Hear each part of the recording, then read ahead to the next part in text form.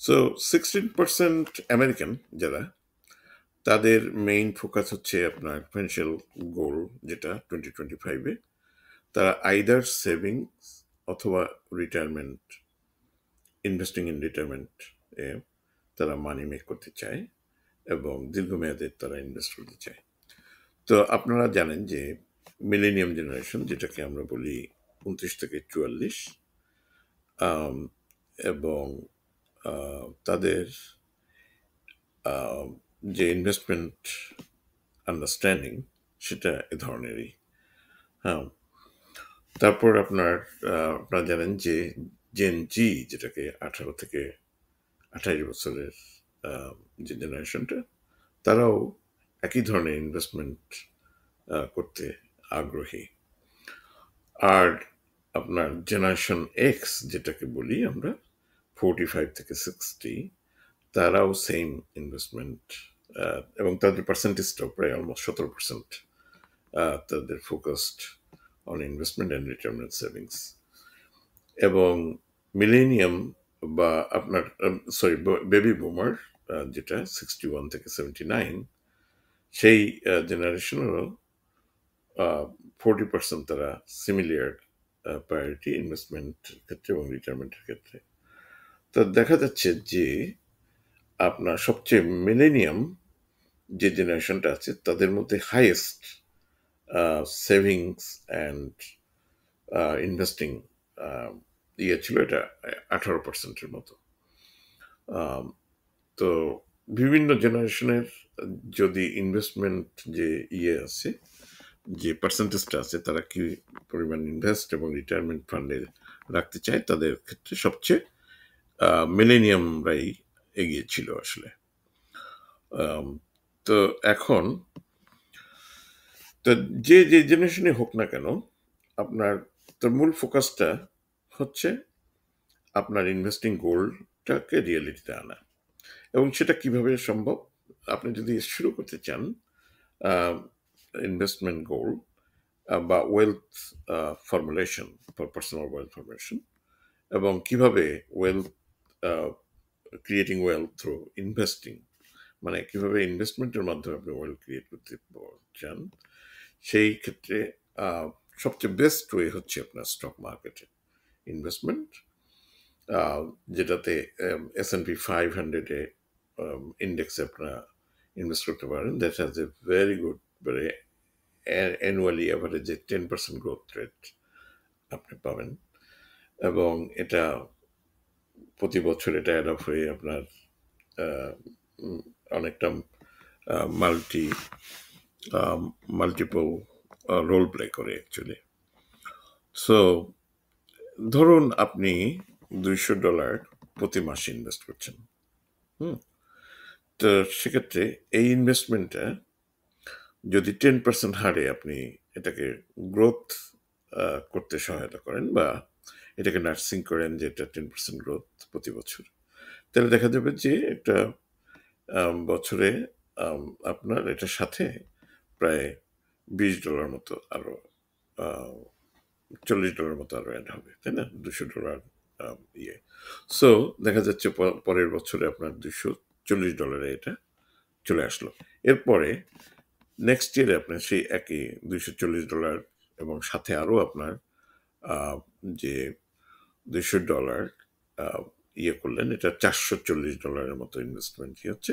সেখানে যদি আপনি আরো 10% আশা করেন নেক্সট ইয়ারে, যেটা গ্রোথ প্যাটার্ন আপনার খুব স্ট্রং হবে।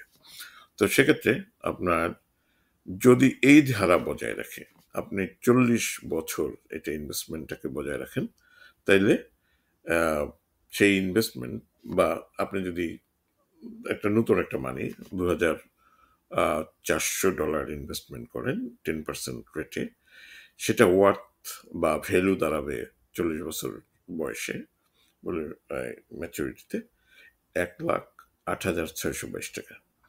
তো এরকম আপনার ইনভেস্টমেন্ট আপনার হবে, সেখানে ইনফ্লেশন থাকবে এবং ট্যাক্সেসও থাকবে। তারপরেও এটার গ্রোথ অনেক শক্তিশালী একটা গ্রোথ। এবং আপনার যদি আপনি 40 বছর ইনভেস্ট না করে 39 ইয়ার্স ইনভেস্ট করেন, তাইলে দেখা যাবে যে এখানে আপনার 98,747। হুম, তো এরকম আপনার টোটাল ম্যাটারটাই ডিপেন্ড করছে আপনি কিভাবে গোলটা সেট করছেন। তো আপনার 10 ইয়ার্সে যদি আপনি গ্রো করতে চান, বা 20 ইয়ার্সে যদি গ্রো করতে চান, 40 ইয়ার্স রাখতে পারেন, সেক্ষেত্রে ভিন্ন ভিন্ন আউটকাম চলে আসবে। 10 ইয়ার্সের ক্ষেত্রে দেখা যাচ্ছে সেই একই মানি $2,400 ইনভেস্টমেন্টের পরে আপনার দেখা যাচ্ছে আপনার হাতে 41,878 এই মানিটা আপনার কাছে জমা হয়ে হবে বা সামথিং। তো এভাবে আপনার, but you need to start, getting started easy and the cheaper way, সেটা আপনার চিপার ওয়েটা বলতে আপনি you can start with $200, you can start with $400, which ever is convenient for you, depends আপনার আয়ের উপরে আপনি ইনভেস্টমেন্ট করতে পারেন। সেটা সেই কতটুকু আয়ের কতটুকু অংশ আপনি ইনভেস্ট করতে চাচ্ছেন, 10%, 20%, ও কতটুকু পারবেন, 30%, আপ টু আপনার এক্সপেন্ডিচার, দ্যাট মান্থলি এক্সপেন্ডিচার কি লেভেলে আপনি করছেন তার উপর ডিপেন্ড করে অ্যাকচুয়ালি। সো আপনার সেভিংস এবং investing is a big factor in the modern arena actually, to grow in, আপনার ওয়েলথ গ্রো করার জন্য আপনার um, এই জিনিসগুলো আপনাকে কনসিডারেশন আনতে হবে। এবং আপনার কন্ট্রিবিউশনে, রিটায়ারমেন্ট কন্ট্রিবিউশনে আপনাকে বুস্ট করতে হবে কন্ট্রিবিউশন। এবং রিটায়ারমেন্ট অ্যাকাউন্ট জন্য আপনি পাওয়ারফুল টুলও ব্যবহার করতে পারেন, যেটা ওয়েলথ ক্যালকুলেশন থেকে শুরু করে সমস্ত কিছুই আপনাকে আপফ্রন্ট শো করতে পারে। এবং আপনাকে এই আহ, আপনি কি রেটে গ্রোথ চাচ্ছেন, কি হারে গ্রোথ চাচ্ছেন, আপনি যদি অ্যাগ্রেসিভ হন গ্রোথ রিটার্নের ক্ষেত্রে, সেটাও আপনার জন্য আরো বেশি সাকসেস রেট আনতে পারে। তো যে সময় আপনি বা আপনার কম্পিটিটর যারা, বা আপনি যাদেরকে মনে করেন যে একই সঙ্গে আপনারা ইনভেস্ট করবেন, কেউ হয়তো অ্যাগ্রেসিভ থাকবে, কেউ হয়তো সিম্পল গ্রোথ প্যাটার্নে যাবে, বাট গোল প্ল্যান হচ্ছে লং টার্ম যদি আপনি ইনভেস্টমেন্ট করেন, সেক্ষেত্রে আপনার মানি বেয়ার হয়ে আসবে। So that's the beauty of investment actually.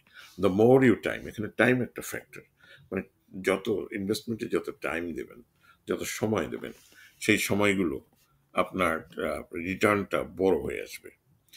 তো secret, time is the secret wealth of any money you invest. হ্যাঁ, time itself you wealth build করে। সো সবাইকে এই টাইমের ব্যাপারে ইয়ে থাকতে হবে যে কোন রেটে কত বছরে আপনি ইনভেস্টটা করবেন। এটা ভেরি সিম্পল একটা নর্মাল ক্যালকুলেশন ম্যাথমেটিক্সের, যে কিভাবে আপনার এটা কম্পাউন্ড রেটে যদি আপনি যান, যে আপনি রিইনভেস্টমেন্ট আসলে আপনার টাকাটাকে কম্পাউন্ড করে, মানে প্রতি বছর ইনভেস্ট করলেন এবং যে ইনভেস্টেড অ্যামাউন্ট যেটা গ্রোথ হয়েছে লাস্ট ইয়ারে, সেটাও যদি এখানে এনে একসাথে ইনভেস্ট করেন, it makes a bigger impact in your investment. তো আজকে এ পর্যন্তই, আগামীতে আরও এ ধরনের সুন্দর টপিক নিয়ে আমরা হাজির হব। তবে আপনাদের এই সবার প্রিয় চ্যানেলটাকে সাবস্ক্রাইব করে নেবেন, অনেক ভালো ভালো ইম্পর্টেন্ট ইনফরমেশন রেগুলার পেতে থাকবেন এবং আপডেট হবেন। Thank you.